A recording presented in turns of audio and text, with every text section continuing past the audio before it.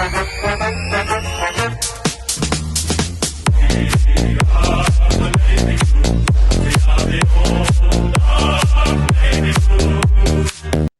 one and all, and welcome to another episode of Baggers Chats. We're back for season 3. Crazy that it's season 3 already. The Blue Baggers are back, and of course, we're back. My name's Mitchell Pattinson, and as always, we're joined by Ethan Duffy. How are you, mate? Going well, Pato. It's not far now. 32 days. Been counting down the days since about I don't know what. So, just keen to get cracking into the season, mate. Absolutely spot on, mate. So we'll get straight into it. We'll get straight into the bigger things. So we'll obviously touch on the most recent news that has come out of the Carlton Football Club. And that's, of course, HUDSON O'Keefe, a new player that we got into the club. He seems to be a project sort of ruckman, but of course, he's 202 centimetres, 90 kg, and he's, of course, from Victoria, which is always handy to get a player from Victoria into the club. What's your thoughts on that, Duffy boy? I think it's a not really risky get for mine. I think, obviously you get him on the cheap in the preseason supplementary period, whatever they call it these days. But, ruckmen are not easy to come by. And I think, hopefully, Hudson's got the experience playing at a pretty high level at Vic Metro, under Pito and TDK. I think he'll, learn. And obviously you got Matty Cruiser as a ruck coach. The kid could be anything. So, you may as well, take that risk and take that punt and really, develop him as a ruckman of the future. Yeah, absolutely spot on. So we'll obviously touch on his strengths and weaknesses. Well, not really weaknesses, improvements that he needs to try and improve to get into the best 22. So obviously his speed, athleticism, ruck craft, and of course his stoppage work. That's obviously everything that you want in a ruckman. And of course his improvements, his aerial ability, which I'm not too sure about that. Because I personally would think that with the vision that I've seen with Hudson he's very good in the air. Like his marking's quite good. I think his skills actually quite good as well. So, what's your thoughts on that, Duffy boy? Is there any strengths or improvements that you would think you might add to that? I think he looks like the modern ruckman. I think like a TDK, obviously not exactly the same or identical, but I think nowadays, like we've been saying over the last few years, and just the AFL world, I think they're adapting and they're turning into more of a fourth midfielder. So. He gets around well. I've seen a bit of his highlights here and they're not too much, probably not enough. I'd like to see him see how he goes at maybe VFL level or any type of pracky match or something like that, just see how he goes. But for me, I think he looks the goods. I think he looks quite comfortable in his ruck position. But yeah, I think aerial ability looks okay. I think he was taking marks against Vic Country like it was nothing. But yeah, I think, like I said, it's going to take years for development for big guys, big forwards, key position players. They take a little bit longer sometimes, but hopefully Hudson brings out the goods for the Blue Baggers in what year are we in now? I lose track sometimes. What is it, 2023 now? I'll give him 4 years, and he'll be dominating, and Teddy K will hand over the baton to him in 6 years. Obviously, we'll move on to a few unfortunate circumstances that has happened since we last recorded. This is quite interesting because I reckon the Sam Walsh injury just happened after we recorded. So I reckon maybe like a few days after, because I know that I've known about this injury for a while. So very unfortunate with Walshy. It's just, especially round 23 last year, you would have loved to have him out there against the Pies. Well, how good? How the story may have changed if Sam Walsh out there. But obviously, with his surgery, it involved the removal of a bulging disc portion to relieve pressure on a nerve, which will see Walsh brought out for the start of the 2023 AFL season, and of course that was on the Carlton FC website. Very serious injury, Daff. I know the back injuries are starting to become a little bit more evident. It seems in the AFL world, quite scary in some sense, because you need to tread very lightly with these injuries, and you can't put them straight back in, or else you might actually cause more damage to the injury. But Sam Walsh, we know how good he is, but what's your thoughts on this injury, Daff? Yeah, it's just a shame. I think he missed a lot of footy last year. I think probably his first 3-4 seasons he didn't miss much footy, and then last year well, I think he obviously missed round one. He came back pretty quickly from that injury as well, and came back against the Dogs and had 35. But yeah, it's just frustrating because I think, he's probably, one of the top professionals in our sport, because he's just, the way he prepares himself for games and the way he goes about it at training. You just see it's just a different, professionalism, and he brings that to our team as well. I feel like he lifts the standards for a guy who's 22 years old. We talk about his age, and he's already a leader of our football club, and he will be for the next, decade and a bit. But yeah, like you said, you've just got to be really careful with the back. You want him right for the right time of the year. I think we can cover it for the first month or so. I think he'll be back, hopefully, like around 5 or 6. So if we can really, weather the storm in the midfield, which I think we can. I think we're good enough in the midfield currently to, beat a good sides, which we do have in the first 2 weeks, in Richmond and Geelong, who have pretty good midfields, which is going to be interesting for us. But let's just hope Walsh gets right and has a clean cut year after he recovers. So once he gets back, I want him to play, the rest of the year out. And if he needs a week to, rest up and, against a lesser team, maybe sometime, just to get his body, make sure his body's okay for the back end of the year, because I feel like that hurt us a bit with, Walshy out and Hewitt out and Kennedy out at the back end of last year. I think it really hurt us. I think people forget that. Like, they all didn't play around 23 and we should have won. So shows you the real depth we have in our team, but it's never ideal having a player like Walshy out of our side. Yeah, well said. So with Walshy, I mean, with that injury, because he will miss the first maybe 4 or 5 rounds. That's what's kind of being reported at the moment. Is there any names that you see maybe coming to fill that role? Is there a midfielder that you might see, from whether it's a Sam Doherty, because there's a lot of talks about him maybe transitioning through the midfield. He is right now training with the midfield group, but ever since the injury that we're about to touch on, he might have to move back. So is there any names, whether it's a Zach Fisher, maybe a Jack Carroll coming through the midfield? Is there any names that you see actually filling that role, with also Walsh coming back in? Will they keep their role in that midfield? Yeah, I think it's definitely a chance for Jack Carroll to, get a game early in the year. I think Fish will rotate through. I really liked Fish up forward last year. I think he's really dangerous. He provides something different. A left footer provides something different to a Durden and Motlop. I feel like Durden and Motlop are very like for like, in a sense, in terms of pressure, but can also put, scoreboard pressure on as well. But I feel like he cuts angles, doesn't he? He cuts angles when he's in the midfield. He's more of an assister rather than a goal kicker. But he can kick a goal on his day. But I think he can go in the midfield. Jack Carroll looking bigger this year. He's training pretty well. So he's a left footer as well. So he provides a little bit of difference to our midfield, which can be good. There's a name that we often talk about every preseason, and we're like, we need a breakout year from him, and it's Paddy Dow. And I think, he could come in as well. He can probably play that inside role, and then maybe Chera plays the more Walsh role, inside and out. So either way, like I said earlier, I think we can cover it. Not sure who in particular can cover it, but I think as a collective we can cover it. 'Cause I think that's the problem we've had over the past, not last year, but maybe, when we were not going so great in our midfield, where we, rather than, covering it as a collective, we were trying to cover it one person in, one person out. That's just not how it works in AFL football. Any team, Melbourne might have an injury to Max Gawn or Tracker, but they cover it collectively rather than individually. So based on our midfield last year, I think we'll cover it, and the pressure will be on these blokes without Walsh there. I think, what does he rack up 30 every week? So that's 30 touches that will spread out to other guys now. So will be interesting, but I think they can cover it, Pato.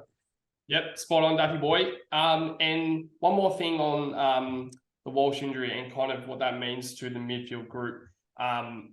With the wingmen, so obviously we brought in a Blake Acres, which is a vital component to that midfield group. He'll be a lock on that wing come round one. But the other talk is the other wing. So we saw Sam Doherty towards the end of the year play a lot in the midfield group, and it looked really good, because with Sam Doherty, I think his weakness is hitting a target from defense to the middle. And now he can kind of be, you still would want him to lace out a target, but with him, from him going from the midfield to the forward, you can kind of get away without hitting a target because you're kicking it into a Harry Mackay and Charlie Curnow or even a TDK flying at the footy.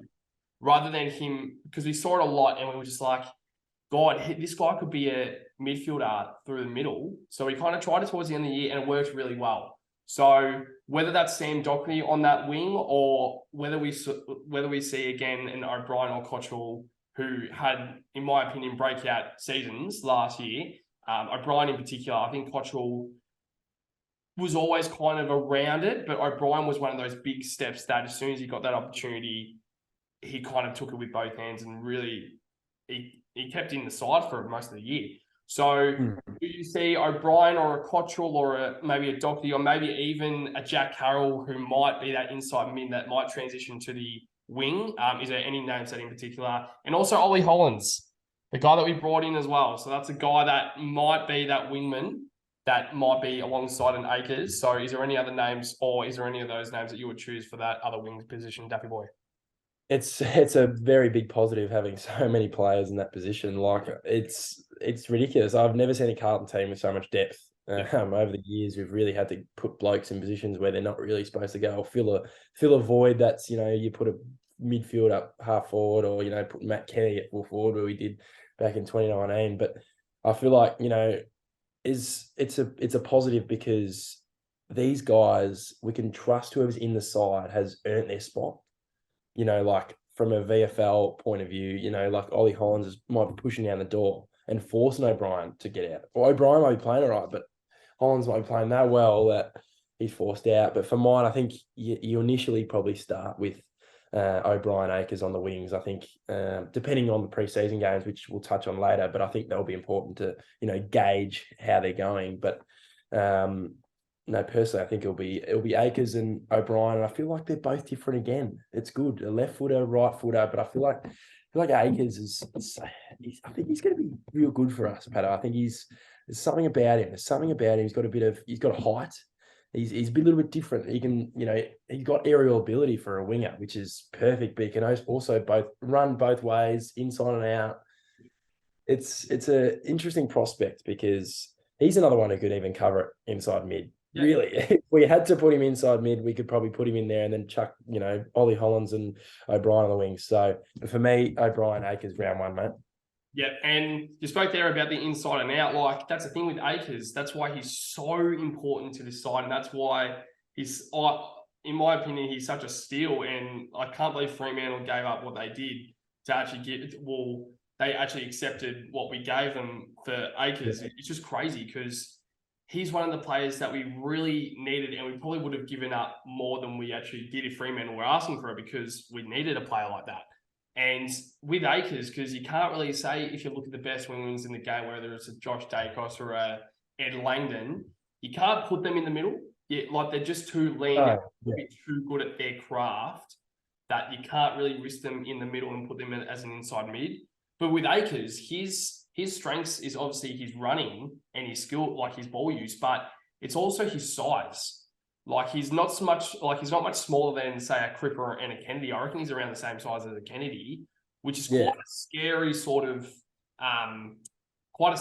prospect because Akers can be that inside mid if a Kennedy or a Cripper, touch wood, goes down. Akers can actually fill that role, and you've got a Cottrell that can come straight in. So now we're across the board, forward line, midfield, back line, rucks.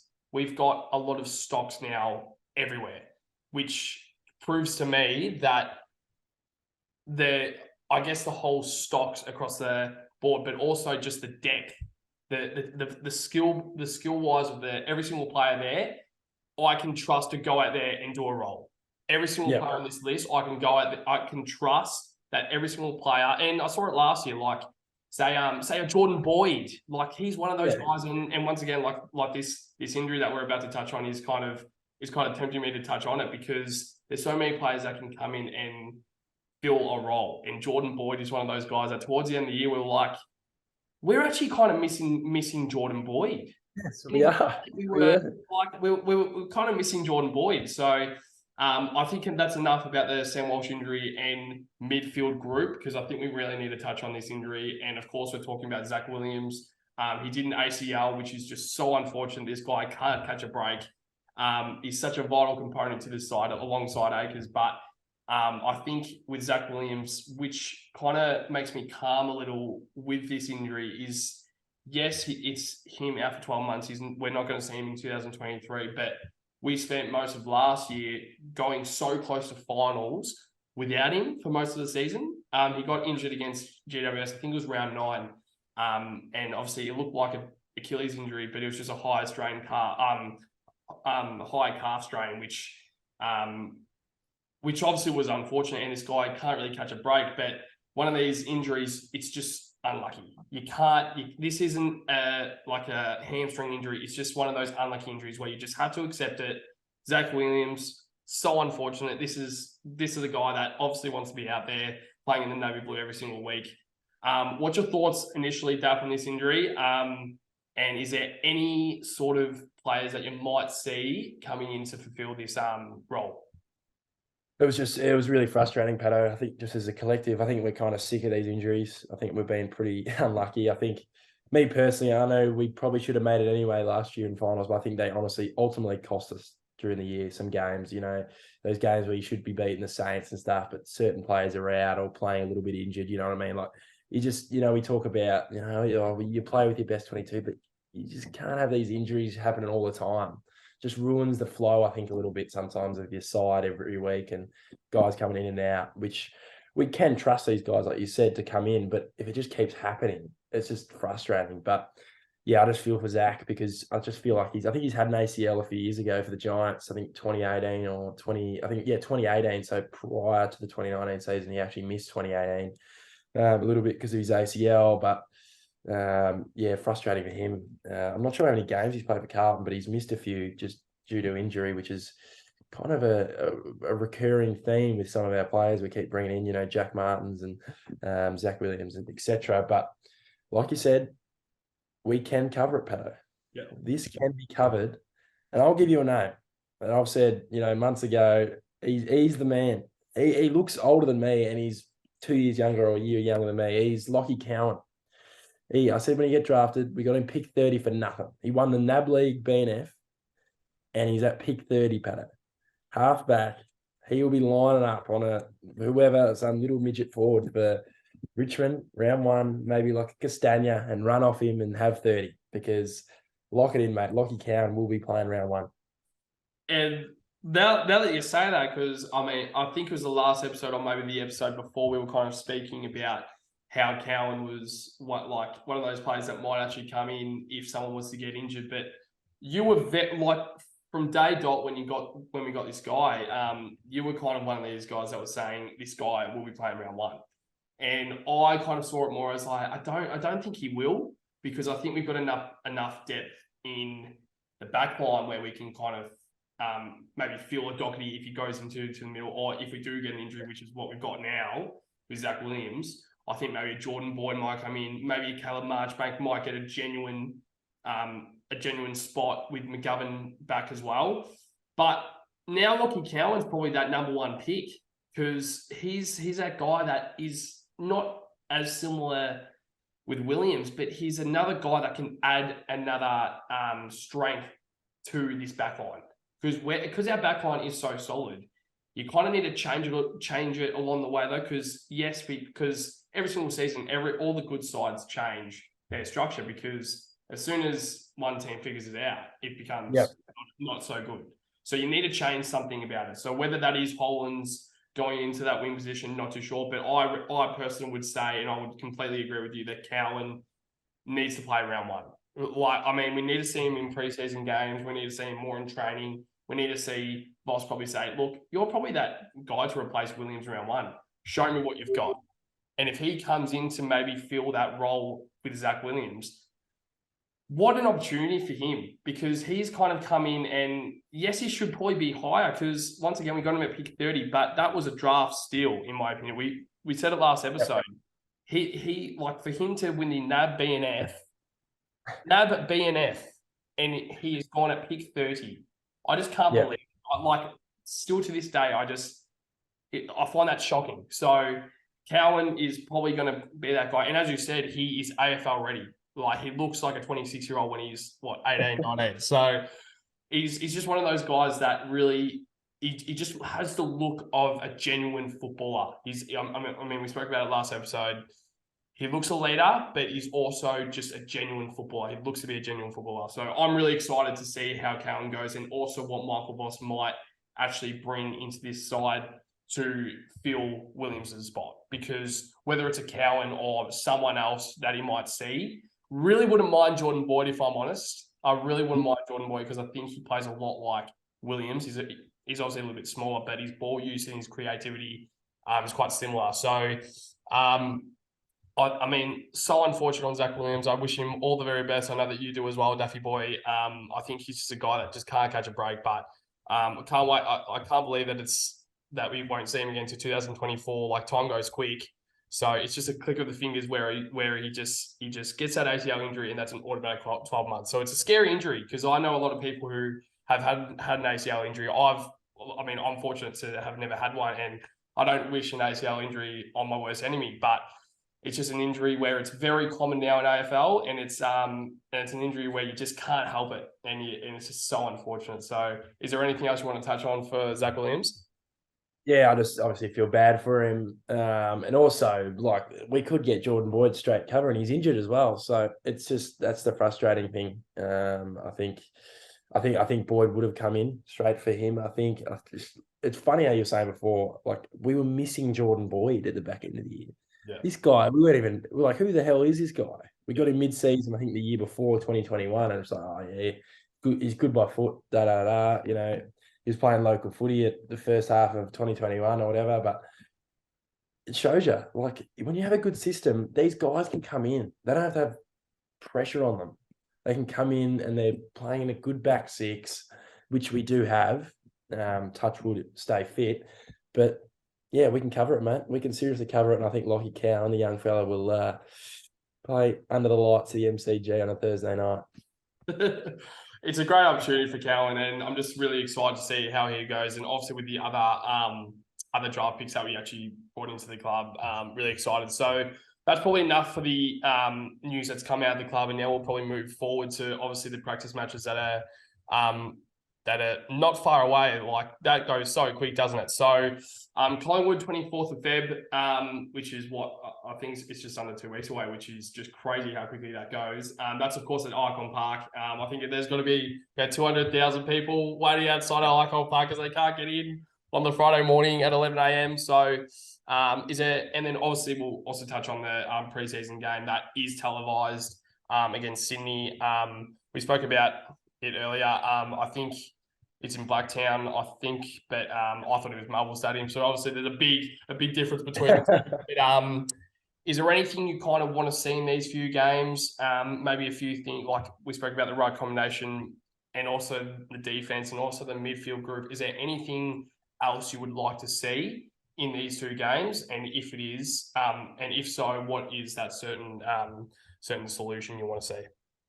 Yeah, I think it's just the basic stuff you want to see out of a preseason game. The system that's improving, the system defense that was implemented last year.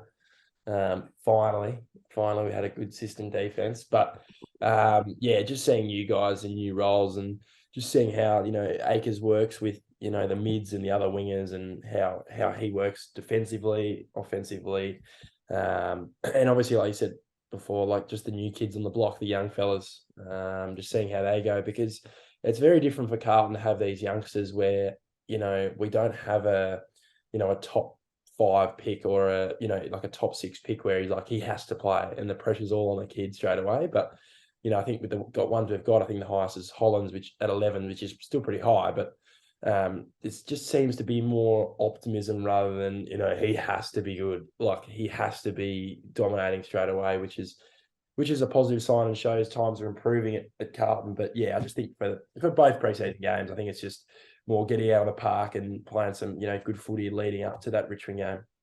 Yeah, spot on. And you touch on perfectly there how the players that we kind of seen out, like I think Paddy Dell was one of those guys that was brought in a little bit too early because we just needed it at that time.